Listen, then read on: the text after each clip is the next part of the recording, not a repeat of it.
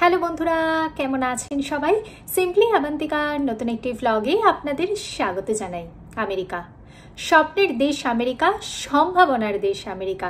America ওয়ার্ল্ডের largest economy. আজকে আমি আপনাদের সাথে শেয়ার করব আমেরিকান ড্রিমের কথা, শেয়ার করব আমেরিকার স্যালারি, আমেরিকার জব মার্কেট, আমেরিকার লে অফ, আমেরিকার লাইফস্টাইল সম্পর্কিত যাবতীয় খুঁটিনাটি তত্ত্ব, যাতে যারা পরবর্তীকালে আমেরিকায় আসবেন বলে ভাবছে তাদের যাতে একটু সুবিধা হয়। তাই স্কিপ না করে পুরো ভিডিওটা আমার সাথে দেখুন। ভিডিওটি ভালো লাগলে লাইক করবেন আর অবশ্যই চ্যানেলটিকে সাবস্ক্রাইব করবেন। প্রত্যেক বছর দুই বাংলা থেকে বহু মানুষ আমেরিকায় আসেন। কেউ আসেন উচ্চশিক্ষার জন্য, কেউ আসেন কর্মসূত্রে, কেউ বা আসেন ভ্রমণ পারপাসে। এছাড়াও বিভিন্ন কারণে প্রত্যেক বছর বহু মানুষ আমেরিকায় আসেন। প্রথমে আসি যারা স্টুডেন্ট ভিসা বা F1 ভিসায় আমেরিকায় আসেন তাদের কথায়। যারা F1 ভিসাতে আমেরিকায় আসেন তাদের জন্যে আমি ব্যক্তিগতভাবে বলবো যে আপনারা কয়েক বছরের পরিকল্পনা করুন। কয়েক বছরের পরিকল্পনা করার পর আপনারা ভালো করে রিসার্চ করে জানুন যে আগামী দিনে কোন বিষয় নিয়ে পড়াশুনো করলে আপনারা জব মার্কেটে নিজেদের স্থায়িত্ব বজায় রাখতে পারবেন। কোন বিষয় নিয়ে পড়াশুনো করবেন, কোন ইউনিভার্সিটি নিয়ে পড়াশুনো করবেন, সেই ইউনিভার্সিটিটা কোন স্টেটে অবস্থিত, সেই স্টেটের কস্ট অফ লিভিং, সেই স্টেট থেকে পড়াশুনো করার পর আপনারা কেমন জব পাওয়ার সম্ভাবনা কতটা, সমস্ত কিছু কিন্তু আপনাদের নিজেদেরকে রিসার্চ করতে হবে। অযথা কারোর ওপরেতে নির্ভরশীল হবেন না। আপনারা ব্যক্তিগতভাবে রিসার্চ করে জানুন যে সেই বিষয় নিয়ে পড়াশুনো করলে আপনার ভবিষ্যৎ সম্ভাবনা কতটা উজ্জ্বল, চাকুরি পাওয়ার সম্ভাবনা কতটা। আজকে আপনি আমেরিকায় যাচ্ছেন, আপনার কাঁধে হয়তো এডুকেশন লোনের বোঝা থাকবে। সেই লোন আপনি কিভাবে পে করবেন, সমস্ত কিছুই কিন্তু আপনাকে দেখতে হবে। এর পাশাপাশি পড়াশুনো করার যে খরচাটা, সেই খরচাটা আপনি কিভাবে বহন করবেন। কারণ আমেরিকাতে কিন্তু পার্ট টাইম কাজের সম্ভাবনা কিন্তু বেশ কম। আপনারা সপ্তাহে অন ক্যাম্পাস 20 ঘন্টাই কাজের সুযোগ পাবেন। এছাড়াও অন্যান্য যে সমস্ত খরচা, সেই খরচাগুলো আপনারা কিভাবে বহন করবেন, পাশ করার পর আপনাদের চাকরি পাওয়ার সম্ভাবনা কতটা এবং সেই ইউনিভার্সিটির মান কতটা, সেই ইউনিভার্সিটিটার রিসার্চের স্কোপ, সেখানকার ফ্যাকাল্টি, সমস্ত কিছু কিন্তু আপনাকে বিচার বিবেচনা করতে হবে। এবার আসি যারা ওয়ার্ক ভিসা বা H1B ভিসার মাধ্যমে আমেরিকায় যাচ্ছেন। যারা H1B ভিসার মাধ্যমে আমেরিকায় যাচ্ছেন তাদের জন্য বলবো H1B ভিসা পুরোটাই লটারি বেসড ভিসা। প্রত্যেক বছর 85,000 করে H1B ভিসা ইস্যু করা হয়ে থাকে, যার মধ্যে 65,000 ভিসা ইস্যু করা হয়ে থাকে জেনারেল ক্যান্ডিডেটদের জন্য এবং 20,000 ভিসা ইস্যু করা হয়ে থাকে যারা USA থেকে মাস্টার্স বা তার সমতুল্য কোনো ডিগ্রি অর্জন করছেন তাদের জন্য। স্টেম ফিল্ড নিয়ে যারা পড়াশোনা করছেন এবং যাদের রেলেভেন্ট ওয়ার্কিং এক্সপিরিয়েন্স রয়েছে তারা এই H1B ভিসার মাধ্যমে আমেরিকায় যেতে পারেন। আমেরিকাতে আইটি প্রফেশনে যারা রয়েছেন বা স্টেম ফিল্ড নিয়ে যারা পড়াশোনা করেছেন তাদের কাজের কিন্তু যথেষ্ট সুযোগ ছিল এবং বর্তমান দিনেও আছেই বলা যেতে পারে। যদিও বর্তমানে কিন্তু বহু কোম্পানির বহু মানুষ কিন্তু লে অফের শিকার হচ্ছেন।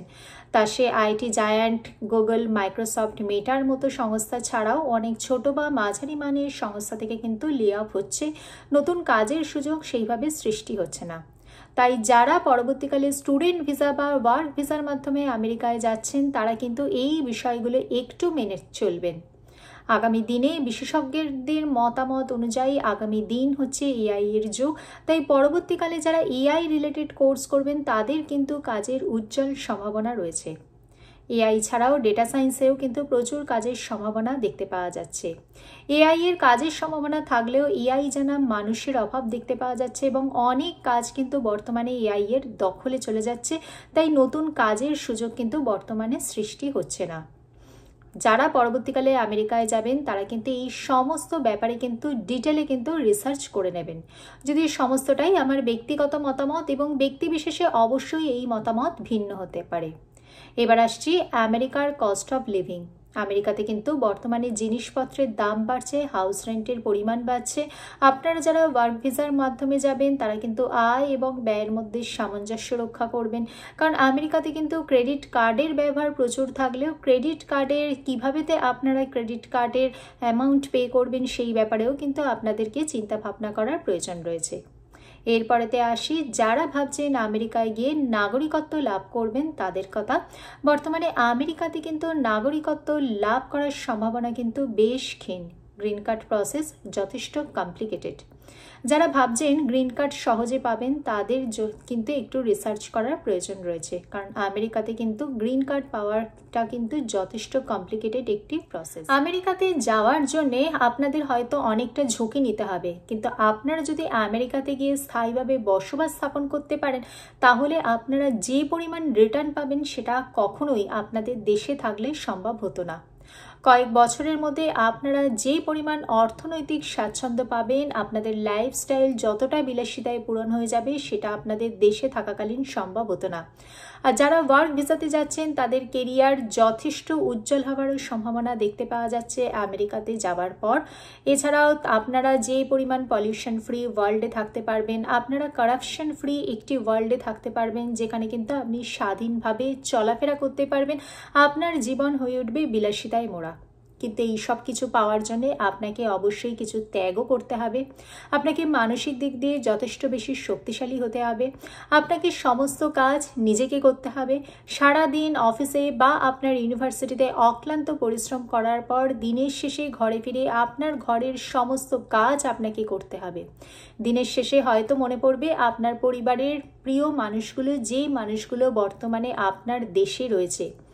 দেশে থাকা প্রিয় মানুষগুলির প্রতিচ্ছবি আপনার চোখে ভাসবে।